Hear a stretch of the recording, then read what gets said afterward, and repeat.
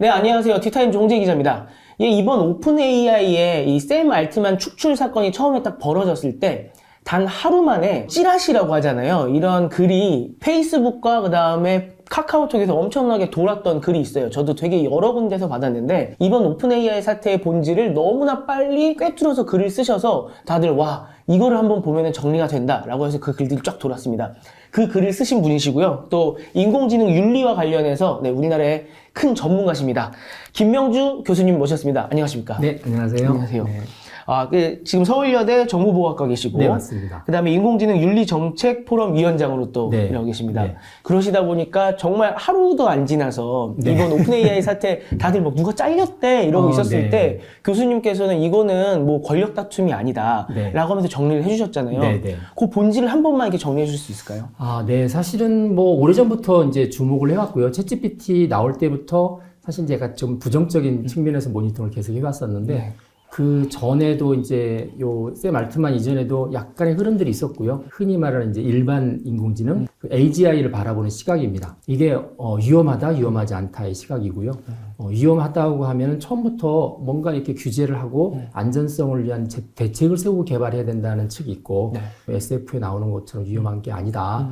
그렇게 이제 두 부류가 있었고요. 네. 원래 오픈 AI는 원래 목적이 안전한 AGI 개발이에요. 네. 그러니까 AGI 개발이 목적이 아니라 안전한 AGI 개발인데, 이제 샘 알트만이 이제 대표이사로서 활동을 쭉 하는 최근의 취지를 보니까 안전 쪽보다는 그냥 AGI의 선도주자로서 모든 걸 이제 끌고 나가는 1위 기업이 되고 싶은 거죠. 그래서 새로운 기술을 토대로 한 뭐 급격한 플랜들을 굉장히 많이 짰는데, 문제는 이사회랑 상의를 잘 하지 않은 것 같아요.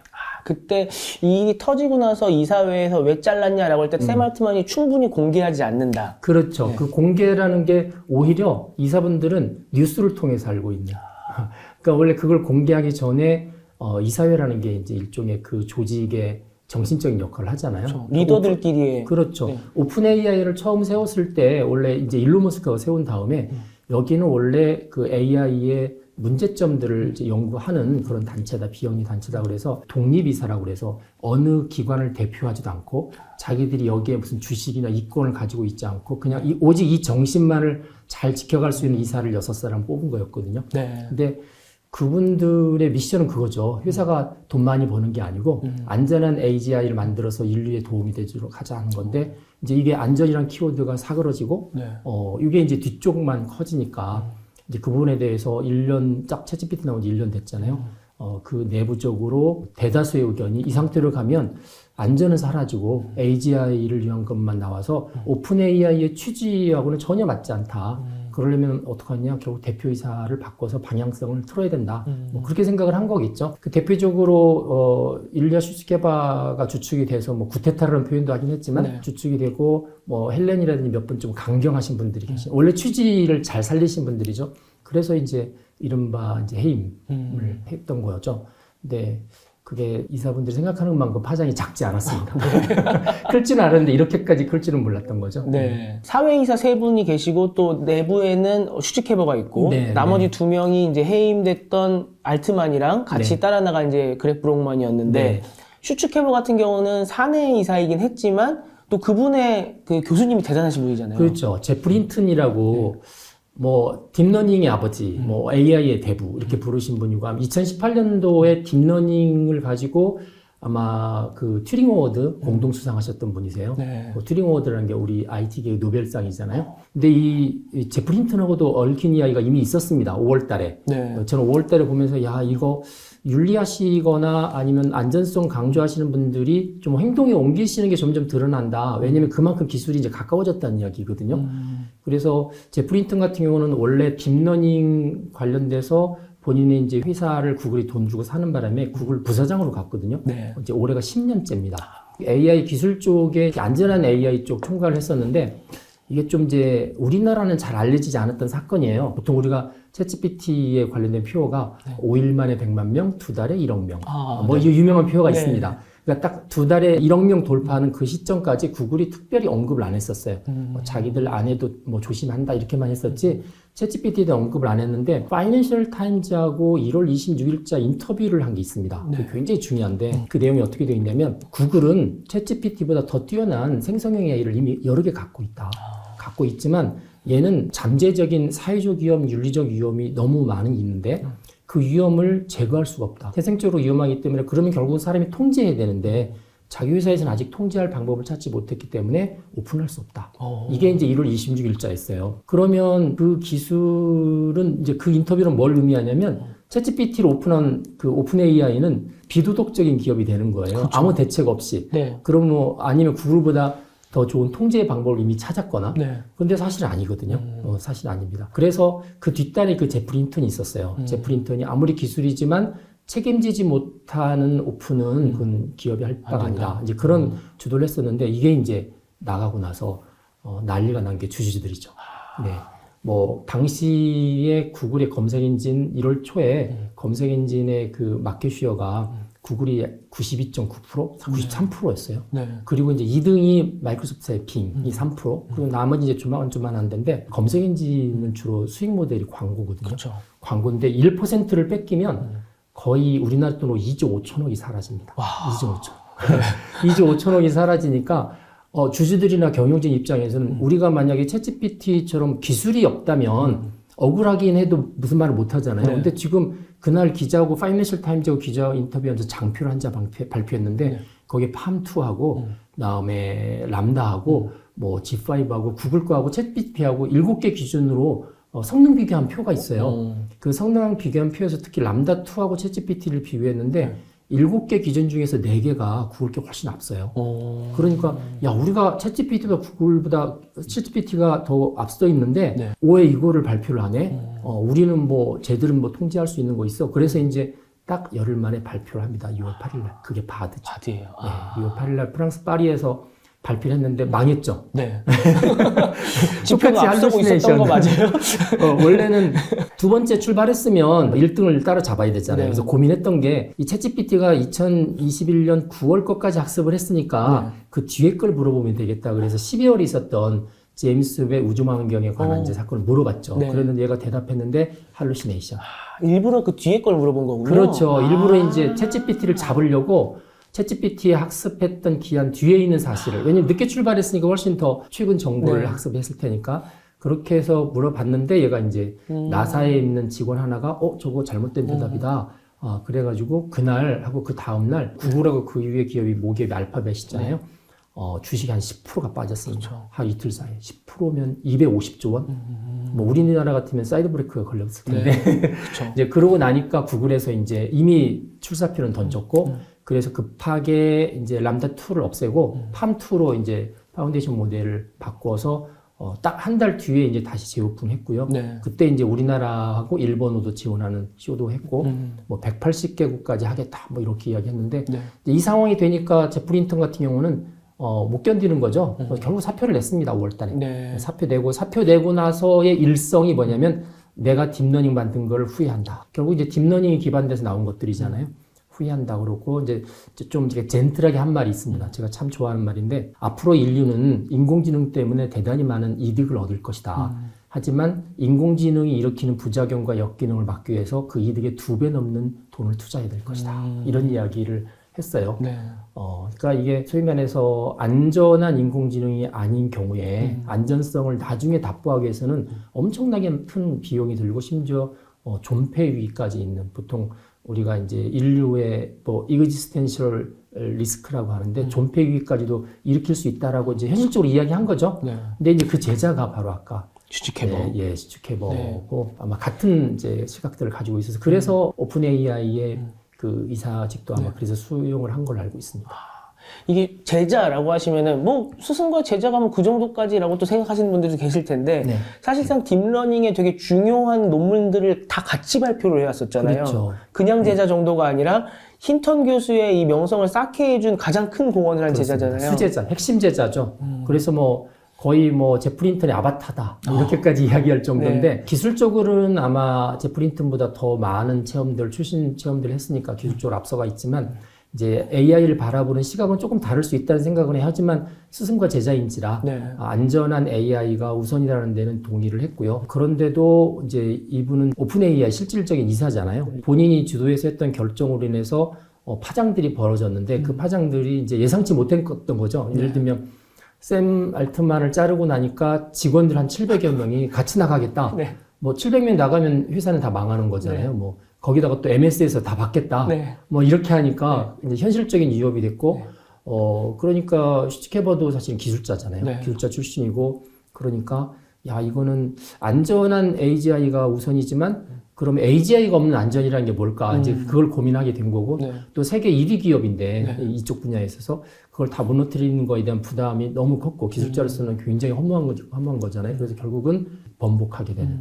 그래서 지금까지 쌓아왔던 것은 다 유지하면서 원래 이사들이 요구했던 거 그럴 거예요. 대표이사 하나만 바꾸는 거였거든요. 너무 앞서 나가지 않는 사람으로 좀 대체하는. 한 700명 넘는 그 기술자, 사실은 한 1년 전에 한 300명이었다가 이제 1년 사이에 더블이 된 건데 그 700명의 기술자는 그대로 있고 그다음에 안전을 진짜 중요하게 생각하는 대표이사로 바꿨으면 좋겠다. 이게 이제 구테타의 목적 중에 하나였는데 갑자기 700명이 나가겠다고 하면서 뭐 MS사가 받겠다고 하고 뭐 아무도 받아주지 않겠다고 그러면 또 문제가 다른데 이렇게 나오니까 결국은 AGI 쪽을 선택을 한 거고 이제 바라기는 안전성은 원래 이제 오픈 AI의 취지이기 때문에 그거를 찬동하는 대표를 모시려고는 할 거예요. 근데 실질적으로 이 해프닝은 안전보다는 AGI 개발 쪽을 선택한 케이스라고 보니까 이전만큼은 안전성을 더 강조하지는 못하지 않을까 하는 생각을 합니다. 이게 오픈 AI를 처음에 만들 때 이제 일론 머스크가 막 구글을 비판하면서 그랬었잖아요. 네. 저런 거대 기업 같은 데가 AGI 같은 막 큰 힘을 얻으면 안 돼. 그렇죠. 그러니까 뭐 기부금 같은 걸 내서 우리가 안전한 그런 AI를 만들어야 될 것 같아 라고 해서 오픈 AI가 만들어진 건데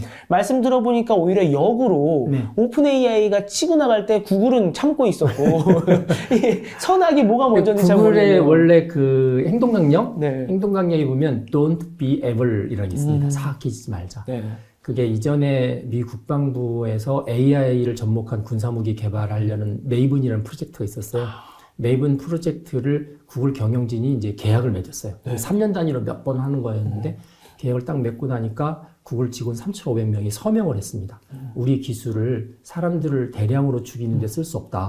원래 우리 사훈이 Don't be evil인데 만약에 그 계약 파기하지 않으면 회사 그만두겠다. 막 그랬던 적이 있습니다. 그래서 원래 3년 단위로 몇 번을 해야 되는 과제인데 3년만 하고 그냥 끝내버렸던 그런 경험이 있습니다. 그러니까 이게 구글의 약간 분위기죠. 그래서 제가 구글이 세계 1등 기업으로서 좀 약간 못마땅한 것도 있지만 이제 시기심도 있고 하지만 그 안에 이렇게 들여다보면 그래도 정신은 살아있다고 생각을 했고 그래서 아마 제프 린튼 같은 경우도 구글 가는 걸 주저하지 않았던 것 같아요. 그런데 이제 거꾸로가 됐죠. 구글이 버티다가 결국 마케팅 논리에 의해서 열흘 만에 이제 그 글로벌 전쟁에 그냥 뛰어들었던 거고 이것도 윤리를 중요하게 생각하는 기술진이나 일부 경영진들이 이제 마이너 그룹이 된 거죠. 주주들의 힘에 의해서 밀려서 됐던 거고 챗GPT를 따라잡으려고 지금 열심히 하고 있는 상황이죠. 아까 이제 일론 머스크 이야기 하셨는데 일론 머스크가 처음에 2015년인가 세웠을 거예요. 세웠을 때는 이제 그렇게 윤리적인 AGI, 그러니까 그거 이야기하다가 조금 시간이 지나면 이런 이야기 있습니다. 내가 대표이사를 해서 이걸 끌어갈 테니까 하면서 약간 비전을 보이는데 아시겠지만 일론 머스크는 장사꾼이잖아요. 그렇죠. 수완이 아주 뛰어난 장사꾼입니다. 그거를 자기가 데려온 6명의 이사들이 잘라버렸습니다. 그게 굉장히 유명한 사건이에요. 그래서 자기가 돈을 내어서 세웠는데 그리고 자기가 대표이사 하면서 끌어가겠다고 그랬더니 그 6명의 이사들이 수용을 안 한 겁니다. 그리고 일론 머스크가 그래서 오픈AI 되게 싫어했어요. 왜냐면 자기가 돈 냈는데 자기를 팽했다. 자기가 마스터 플랜을 제시했는데 그래서 이제 이 이사들한테는 샘 알트만을 자른 게 최초의 사건이 아니에요. 그러니까 일론 머스크의 제안을 거절할 정도의 자기의 철학이 있는 사람들이에요. 그런 사람들이기 때문에 그 히스토리 아는 사람들은 뭐 일론 머스크가 자기가 대표이사로서 잘해보겠다고 하는 것도 잘못하면 원래 취지 비영리 쪽, 비영리가 안전한 AI보다는 자꾸 구글하고 경쟁해서 앞서려고 하는 그거 잘하면 컨트롤 안 될 것 같아. 그래서 잘랐던 케이스라서 샘 알트만의 행적을 놓고 사실은 고민할 때 그렇게 큰 고민 안 했을 거라 생각을 해요. 경험이 있으니까. 우리가 뭐 일론 머스크도 잘랐던 사람인데 뭐 샘 알트만이야 뭐 원래 이 취지를 잘 살려야겠다. 이제 이분들은 회사 하나가 아니고 인류의 기술 방향 중에서 결국 AGI로 가잖아요. AGI로 가는데 그 누군가는 사명감을 가지고 인류가 배신당하지 않을 수 있는 AGI를 만드는 회사가 있어야 되는데 우리는 그걸 지켜내겠다는 사명이 굉장히 강한 사람들. 네, 그래서 이제 이번 사건도 그 신념들이 결국은 경영권, 그러니까 이사들의 권력과 딱 이제 부합이 되니까 인사권을 발휘한 거다 이렇게 보는 거죠. 너무 재밌는데요? 옛날 이야기 듣는 것처럼 너무 네. 재밌는데 들어보니까 일론 머스크는 투자해놓고서 경영권 뺏는 거 참 잘하네요. 네. 그래서 그 당시에 오픈 AI 하고 나서 그게 안 되고 나서 하나 단체를 또 만들었어요. 네. 그게 FLI라는 겁니다. Future Life of Institute라고 이 FLI도 또 재밌는 게 있어요. 네. 2017년에 일론 머스크가 주도해서 FLI에서 성명서를 하나 발표했는데 그게 아실로마 23원칙이라는 겁니다. AI에 관해서 AI를 앞으로 만들 때는 이렇게 해야 된다.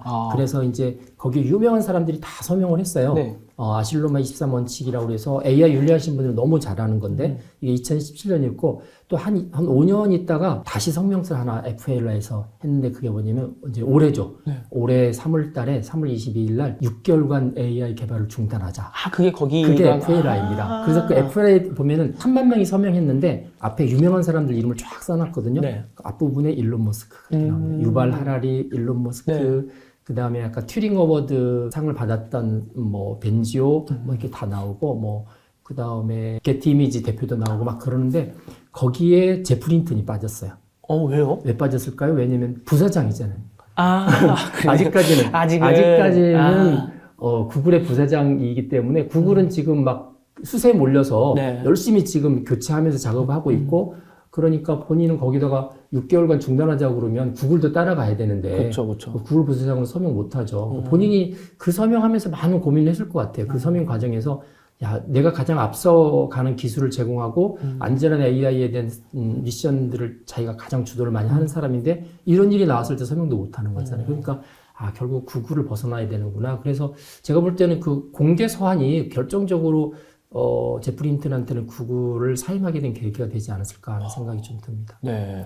이게 우리가 되게 쉽게 오펜하이머랑 뭐 비슷하니 뭐는 이런 얘기 했었을 때 확 안 와닿았었는데 이렇게 쭉 히스토리를 듣고 보니까 정말로 그 제프 린턴 교수의 큰 고민 또 슈츠케버의 큰 고민이 이게 조금은 느껴지는 것 같아요. 그래서 많은 분들이 이제 개발 우선을 하시는 AI 개발자들은 제프 린턴이 가끔씩 이야기하고 구글 그만둔 다음에 인터뷰하는 걸 보면서 이분이 나이 드시니까 노망 났네. 그렇죠. 막 이런 이제 폄하하는 말을 했었는데 저는 그렇게 안 보고요.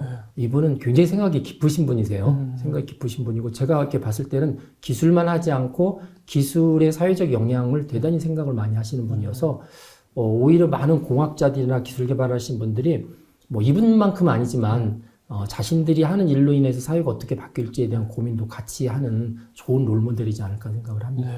지금 쭉 정리를 해주셨는데 이게 구글도 결국은 지키고 나가다가 오픈 AI의 공세에 못 이겨서 속도전을 선택을 한 거고요. 이번 오픈 AI도 신념과 신념이 부딪히면서 뭔가 싸움이 있었던 건데 좀 결론을 보면 약간 씁쓸한 거는 있거든요. 찝찝하죠. 결국은 자본이 승리한 거 아닌가 이런 생각이 드는데 이거 어떻게 평가하세요? 말씀하신 대로 자본 승리한 게 맞습니다. 왜냐면 이제 특히 이 흐름에 있어서 5일 만에 다시 샘 알트만을 복귀시켰던 결정적인 원인은 직원들이에요. 그 700명의 서명을 했던 심지어 축출한다고 했던 사람까지도 거기에 서명을 같이 한 거잖아요. 그렇죠. 수치개보까지. 그게 아마 결정적인 요인이라고 보는데 그럼 직원들은 뭘 선택한 거냐? 직원들은 우리는 AGI를 개발하는 게 사명이다. 이걸 선택한 게 아니고 돈을 선택했다고 지금 제가 솔직히 말씀을 드립니다. 왜냐면 뭐 아실 거예요. 그런 데는 되게 스톡 옵션도 굉장히 많이 있고 그리고 이게 잘 됐을 때 특정한 조건이 되면 이분들은 뭐 거의 다 엄청난 부자들이 되는 거잖아요. 근데 이제 지금 상황에서 오픈 AI가 공중분해 돼버리면 뭐 MS가 받는다고 그래도 챗GPT 만들었던 오픈 AI만큼 조건이 안 되는 거죠. 그러니까 이제 그 직원분들 입장에서는 여기에 사활을 걸었는데 이걸 공중분해시키다니 그래서 이제 나섰던 거고요. 그래서 단체 행동을 했던 거죠. 그래서 그 이면에 가만히 보면은 뭐 그걸 비난할 수는 없죠. 왜냐면 뭐 제가 그 자리에 있다고 그래도 아마 그런 생각을 했을 거니까. 그래서 크게 보면 결국 돈의 논리, 자본의 논리가 명분의 논리보다는 앞서서 결국은 이겼다. 그렇게 보는 거고. 그것 때문에 좀 찝찝함이 들면서 그나마 안전한 AI, AGI를 연구하는데 야, 이거 흔들리면 어떡하지? 이제 그거가 승복이 돼서 가버렸으니까 네. 이제 그런 우려들이 좀 있긴 하죠. 네. 그러니까 물론 모두들 자기가 결정을 내릴 때는 선한 뭔가 이 명분을 마음속에 주입시키고 결정을 내리기 때문에 만약 제가 그 중에 한 명이었다고 하면 그런 논리는 있었을 것 같아요. 이게 우리가 안전한 AGI를 만들려고 하는 회사니 우리가 AGI를 만들어야 된다.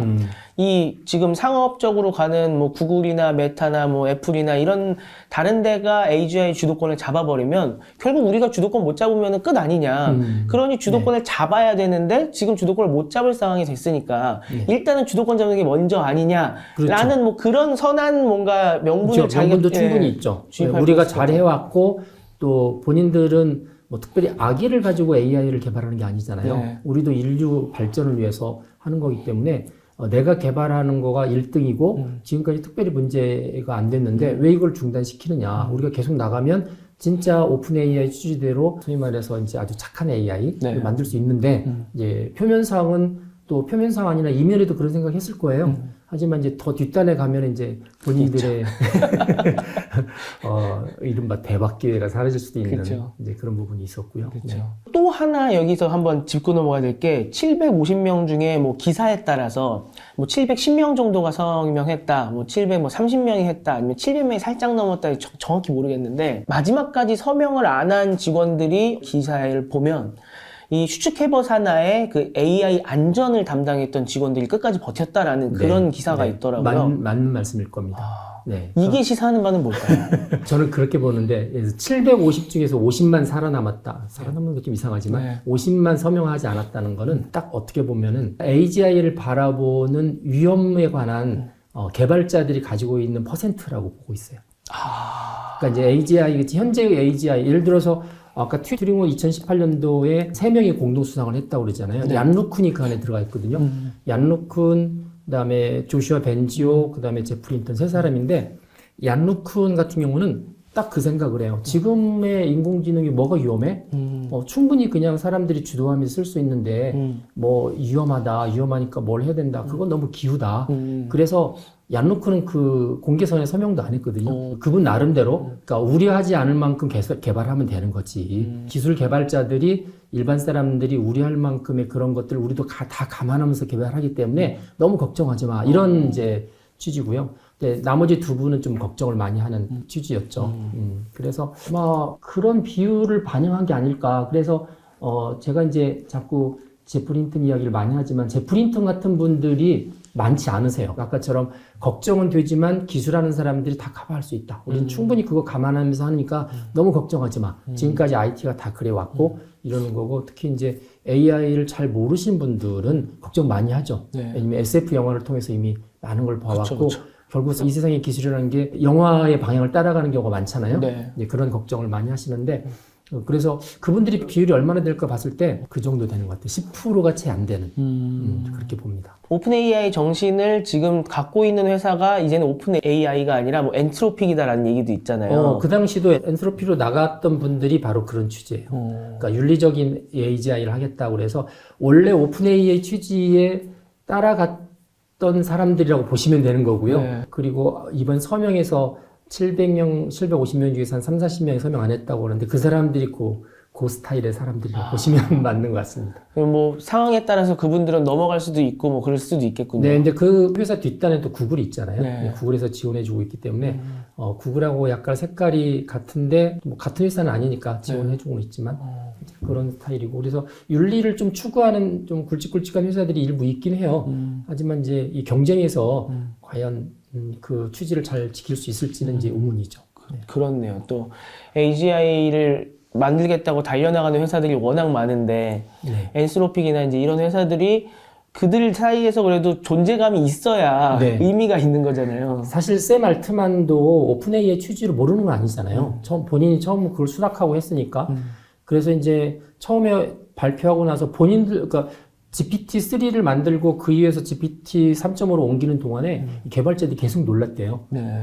이렇게 초거대로 만들고 나오니까 자기들이 생각하지 못했던 능력들을 막 발휘하니까 너무 놀라서 자기들도 흥분한 상태고, 그걸 오픈했을 때의 반응을 봤을 때는 자기들이 생각했던 이상의 반응이었었거든요. 그러니까 이제 정신없이 그냥 막 그 도취된 거죠. 네. 그런데 이제 중간에 막 사고들이 생겼잖아요. 사고들이 뭐 프라이버시 문제도 되고, 그다음에 이 대화창이 다른 사람한테 막 뜨는 사건도 한 9시간 동안 벌어지고, 그다음에 유료 카드 결제했던 카드 정보 바깥에 다 빠져나가고, 네.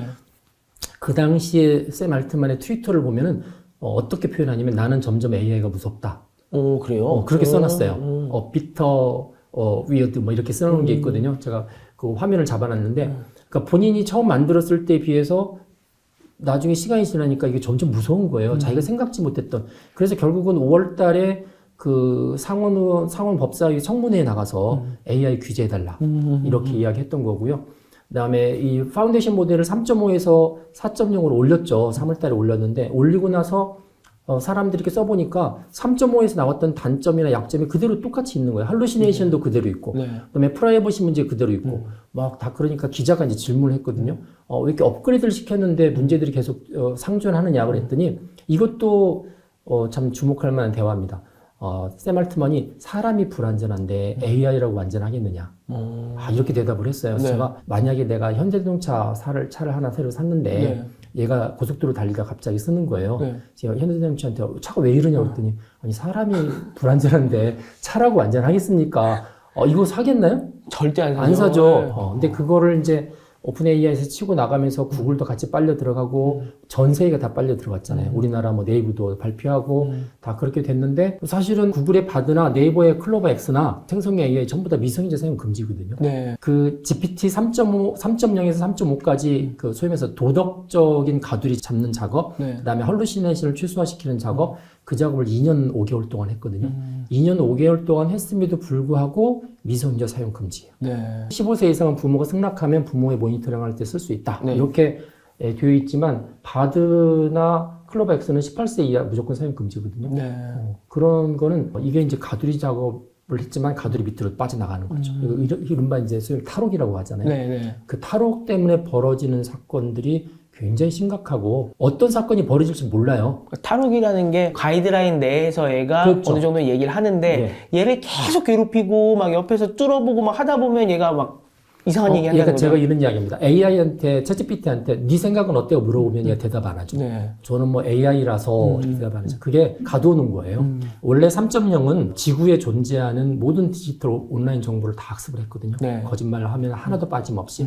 거기에는 우리가 유익한 정보도 있지만 어두운 정보도 있어요. 어두운 정보도 있고 또 하나 주목할 만한 게 뭐냐면 나라는 주어를 통한 문장들도 엄청 학습했을 거라고요. 그렇죠. 대본이라든지 뭐 이런 것 중에서 소설 같은데 만약에 3.0에서 챗GPT를 오픈해버리면 네. 대화할 때 우리가 가스라이팅 당합니다. 예를 들어서 이 사람이 말도 잘하고 아는 것도 많아요. 그런 사람하고 그런 사기꾼하고 제가 대화를 하면 제가 안 당할까요? 당하죠. 그런 사람보다 해박하고 그런 사람보다 말을 주저하는 게 없이 말을 항상 잘하는 AI라고 하면 네 생각은 어때? 고 물어보지만 얘가 그럼 당신 생각은 어때? 라는 것도 학습을 했을 거예요. 그렇죠? 학습을 했을 거고 나에 대한 생각을 뒤에 물으면서 나를 설득하는 작업들도 충분히 했을 거예요. 그렇죠? 그런 대화가 가능하죠? 그렇죠. 그게 위험한 거죠. 그게 위험해서 그래서 3.0에서 3.5로 올라갈 때 사람들은 할루시네이션이나 정확도를 높이기 위해서 그렇게 했다고 하지만 제가 볼 때는 그거는 중요한 게 아니고요.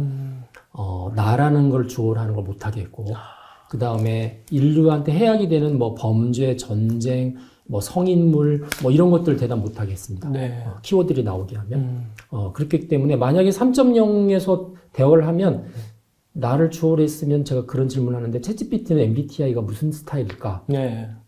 무슨 스타일일 것 같으세요? T일 것 같고요.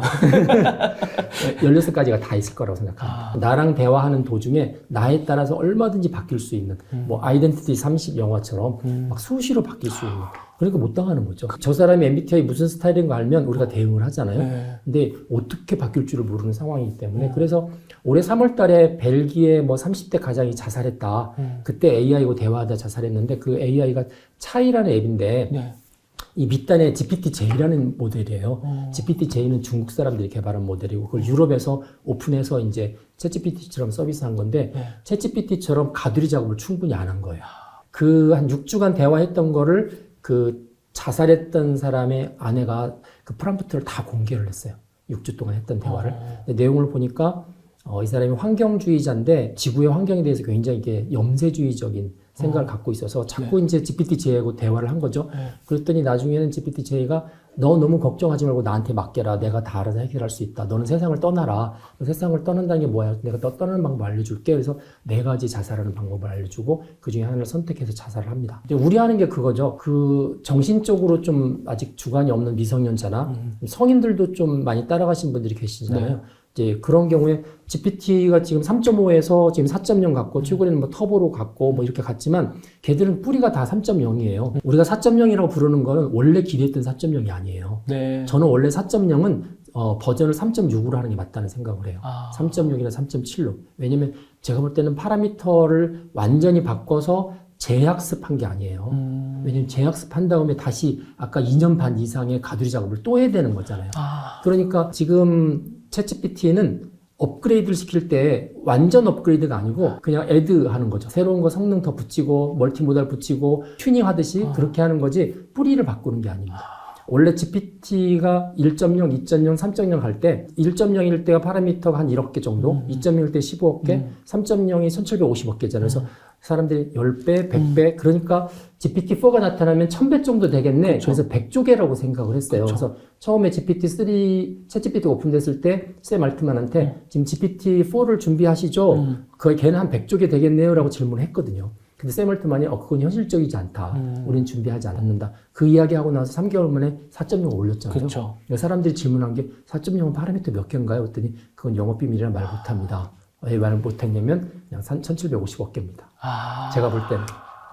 이게 마케팅 논리죠. 왜냐면 유료 무료가 있는데 한 달에 저처럼 좀 약간 정신없는 20불씩 내고 쓰는 사람들이 아직도 있지만 저도 씁니다. 근데 이 사람들한테 3.5, 3.5인데 이쪽 유료 20불 내고 쓰라고 그러면 처음에 왜 이게 유료와 무료가 똑같은데 그랬더니 렉이 안 걸린다는 거잖아요. 네. 대답 빨리 해주고. 네. 근데 써보니까 렉 걸리더라고요. 네.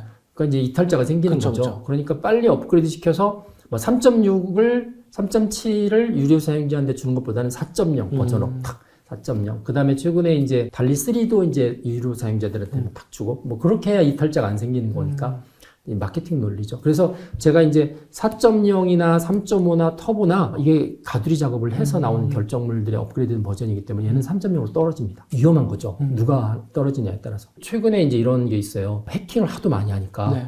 아까 말씀드렸듯이 이제 그 대화창이 막 다른데 뜬 사건이 벌어지니까 4월 11일자부터 그 버그 바운팅이라는 걸 했습니다. 챗GPT 오픈AI. 버그 바운팅이 뭐냐면 챗GPT의 모든 사이트와 앱에 대해서 취약점을 찾아주면 상금을 주겠다. 그래서 이제 취약점이 작은 거는 200불, 큰 거는 2만 불. 2만 불은 굉장히 크죠. 네. 그렇게 상금을 주겠다고 해서 4월 11일자부터 시작한 게 이게 3개월을 목표로 해서 했거든요. 네. 아직도 하고 있어요. 아직도 안 잡혔다는 거. 아직도 나오는 거죠. 제가 가끔씩 들어가고 그 사이트, 통계 사이트가 있는데 제가 지지난주에 들어갔을 때 지금까지 현상금을 지불한 취약점이 54개고 걔들한테 지불했던 최근 3주 동안의 현상금 비용 그게 지난달에는 4,500불 그랬거든요. 근데 이번엔 좀 떨어졌더라고요. 최근 3개월 동안은 좀 이제 얕은 것만 나왔던 것 같아요. 근데 생각을 해보면 50몇 개의 버그를 가지고 오픈했다는 이야기잖아요. 저도 보안을 하는 사람이지만 참 간도 크다. AI를 시작했다 보안으로 망할 뻔했던 회사다라는 생각을 해서 그래서 이번에 이제 바이든 대통령이 10월 말에 AI 행정명령을 내릴 때 그 안에 반드시 AI 하는 팀은 내부적으로 레드팀과 레드팀을 둬라. 레드팀이라는 게 해킹팀이거든요. 그래서 자기네 사이트를 내부적으로 해킹해서 보안에 문제가 있는지 없는지 점검을 꼭 해야 된다. 그 조건이 사실 챗GPT 때문에 생겼던 조건이에요. 화이트 해커로 우리가 알고 있는 뭐 그런 건가요? 그렇죠. 화이트 해커를 내부에 둬서 그 보통 이제 회사 안에서 레드팀이라고 합니다. 레드팀을 가동해서 얄짜 없이 우리 편이라고 봐주지 않고 무조건 뚫는 거죠. 그런 작업을 꼭 거쳐야 된다. 이렇게 이야기하는 거고 이제 중요한 건 제가 주목한 게 뭐냐면 그 사이트에 챗GPT 오픈AI 회사에 가면 다음 2개는 현상금을 못 드립니다 하는 게 2개가 있어요. 네. 이거는 사람들이 취약하다고 생각하는데 현상금을 줄 수 없습니다 하는 게 2개 나오는데 첫 번째가 할루시네이션.